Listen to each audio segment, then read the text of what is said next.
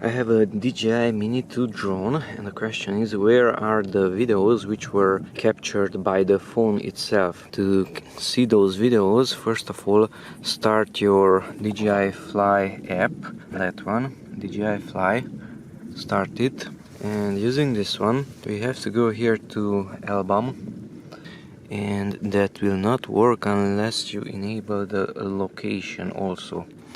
So cancel album, nothing.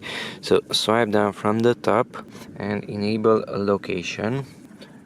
Location was enabled.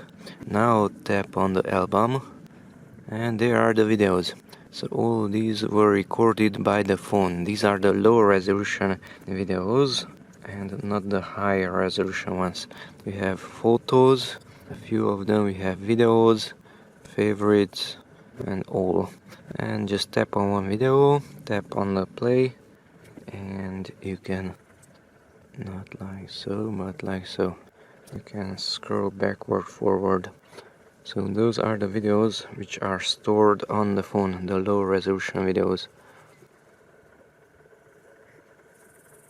You can disable the location right after starting that album, and that's it. That's an Android phone.